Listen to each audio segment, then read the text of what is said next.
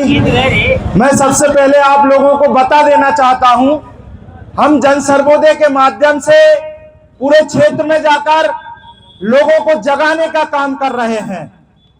पिछले कई दिनों से इस लोकतंत्र में आप लोगों ने वोट डालने का काम किया है। बताओ किया है या नहीं किया है?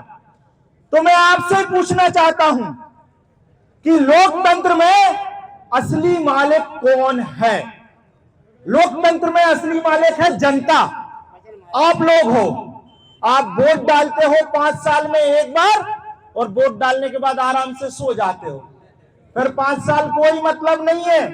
अरे लोकतंत्र में असली मालिक जनता है, चाहे वो प्रधानमंत्री हो, चाहे मुख्यमंत्री हो, चाहे सांसद हो, चाहे विधायक हो, चाहे जनपद सदस्य हो, चाहे जिला सदस्य हो, चाहे सरपंच हो, और चाहे वो कोई अधिकारी हो, ये जनता के सेवक है। लेकिन हुआ क्या वर्तमान में? हमने इनको बना दिया मालिक और हम सो गए 5 साल के लिए। अरे जब हमारे क्षेत्र में हमारे जनप्रतिनिधि आते हैं तो हम उनसे सवाल नहीं करते कि भैया आपने 5 साल में मेरे बेटे के लिए शिक्षा व्यवस्था के लिए क्या करा। हमने उनसे कभी सवाल नहीं करा कि आपने हमारी स्वास्थ्य सुविधाओं के लिए क्या करा, आपने हमारे बच्चे की रोजगार के लिए क्या करा। हमने कभी सवाल नहीं करा। और हमारे किसान भाई भी उनसे सवाल नहीं करते कि भैया तुमने एमएसपी के लिए क्या करा, कि किसानों को अपनी समर्थन मूल्य पर जो फसल बेचना पड़ता है। आज आप देख लो, आपके क्षेत्र में मक्का होता होगा, 1 किलो मक्का में हम 1 लीटर पानी की बोतल नहीं खरीद पा रहे। इससे बड़ा दुर्भाग्य इस देश के किसानों का और क्या होगा। मित्रों, जब चुनाव चल रहे थे ये नेता आपसे झूठी झूठी वादे करते हैं। जब चुनाव चल रहे थे भाजपा के घोषणा पत्र में कहा गया था कि किसानों की धान की फसल 3100 रुपए प्रति क्विंटल खरीदेंगे, किसान का गेहूं 2700 रुपए प्रति क्विंटल खरीदेंगे। ईमानदारी से बताना, यहाँ सभी किसान भाई है, किसी का गेहूं 2700 रुपए प्रति क्विंटल बिका क्या? किसी किसान की धान की फसल 3100 रुपए प्रति क्विंटल बिकी क्या?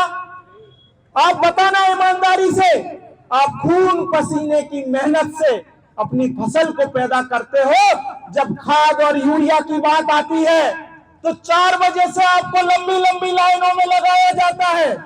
अरे एक तरफ कलारी पर शराब की कमी नहीं आ रही तो सहकारी समितियों पर यूरिया की कमी कैसे आ जाती है? मैं पूछना चाहता हूं किसान भाइयों, ये लाइन में लगाने की प्रक्रिया बहुत लंबी है। जब आपको खाद चाहिए तो लाइन में लगो, जब आपको फसल बेचना हो तो वेयर हाउसों पे 4-4 दिन आपको लंबी लंबी लाइनों में लगाया जाता है। चलो लाइन में लग गए। जब आपको बैंक से पैसा निकालना हो जब भी आपको लाइन में लगाया जाता है। अब समय आ गया है इन नेताओं को लाइन में लगाने का। किसान भाइयों, मैं आपसे पूछना चाहता हूं कि आज हमारे क्षेत्र के माननीय कृषि मंत्री हमारे मामा जी है, उसके बाद इंदौर बुधनी रेलवे लाइन में किसानों की जमीन जा रही है, किसान उससे संतुष्ट नहीं है। हमारे क्षेत्र में नेशनल हाईवे बन रहा है, उसमें किसानों की जमीन जा रही है, लेकिन हमारा किसान संतुष्ट नहीं है। इच्छा मृत्यु की मांग करी है इंदौर और बुधनी रेलवे लाइन में किसानों ने। और कल जब मामा सलकनपुर आए तो मामा ने किसानों से मिलना जरूरी नहीं समझा। क्षेत्र के जनप्रतिनिधियों ने जिन्होंने इच्छा मृत्यु की मांग करी है उन्होंने मामा से मिलवाना जरूरी नहीं समझा इन क्षेत्र के नेताओं ने। तो किसान भाइयों, अब जागने का समय है, अपना हक और अधिकार लेने का समय है। मैं बताना चाहूंगा, इन नेताओं के बच्चे तो विदेशों में पढ़ते हैं, इन नेताओं के बच्चे विदेशों में पढ़ते हैं। जहां ग्रामीण क्षेत्र में हमारा किसान मजदूर का बेटा पढ़ता है, उन सरकारी स्कूलों की स्थिति आप देख लो। कहीं टीचर नहीं है, कहीं अतिथियों के भरोसे स्कूल चल रहे हैं, कहीं फर्नीचर नहीं है, कहीं शिक्षक पढ़ाने नहीं जाते। तो ये नेता नहीं चाहते कि किसी गरीब का बेटा, किसी मजदूर का बेटा पढ़ लिख कर शिक्षित बने, वो डॉक्टर बने, वो इंजीनियर बने, वो कलेक्टर बने। ये नेता चाहते हैं आपका बेटा अनपढ़ रहे और इनके झंडे और बैनर उठाए। आप देख लो, अगर इनकी ये मंशा नहीं होती तो आज सरकारी स्कूल बंद होने की कगार पे है। और हर व्यक्ति इतना सक्षम नहीं है कि प्राइवेट स्कूलों का खर्चा उठा सके। आज ग्रामीण क्षेत्रों में पलायन हो रहा है सिर्फ शिक्षा के लिए। आज ग्रामीण क्षेत्रों से शहरों की ओर पलायन हो रहा है तो रोजगार के लिए पलायन हो रहा है।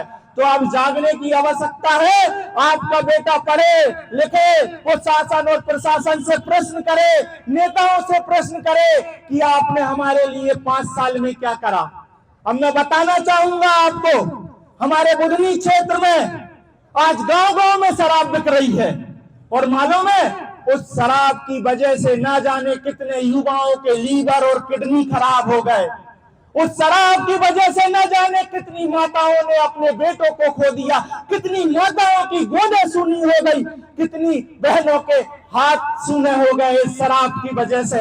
ये जिम्मेदारी किसकी थी? ये जिम्मेदारी हमारे जनप्रतिनिधियों की थी, जिन्हें हमने चुनकर विधानसभा और लोकसभा भेजा। ये जिम्मेदारी जनता की नहीं थी, लेकिन वो अपनी जिम्मेदारियों को भूल गए। अब समय है बदलाव का।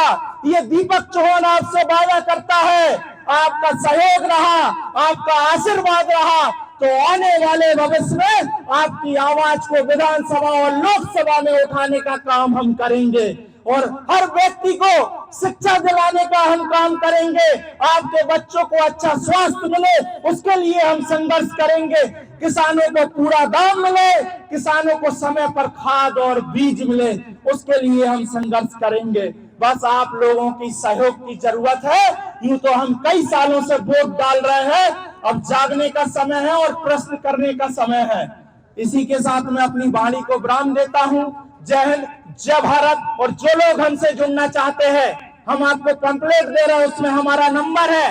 किसान भाइयों के लिए अभी हम सुल्तानपुर से आ रहे हैं। एक किसान भाइयों के खेत के बाजू में एक स्टाम डैम है, वहां पर उसका पानी रिसकर उनके खेतों में पहुंचता है। पिछले 8 साल से वो किसान परेशान थे। जैसे ही हमारे पास फोन आया, हम बक्तरा से सुल्तानपुर के लिए निकल गए और उस किसान भाई के लिए तहसील गए और वहां पर संयुक्त कलेक्टर महोदय थे, उनसे निवेदन किया कि ये किसान 8 सालों से 2008 से परेशान है, इनकी समस्या का निराकरण कराया जाए ताकि किसानों को फायदा मिल सके, उनकी समस्या हल हो सके। तो हम किसानों के लिए भी लड़ेंगे। जो लोग हमसे जुड़ना चाहते हैं, हमारा सहयोग करें, हम आपका सहयोग करेंगे, आप हमारा सहयोग करिए। कदम से कदम और कांधे से कांधा मिलाकर चलेंगे और आगे बढ़ेंगे। जय हिंद, जय भारत।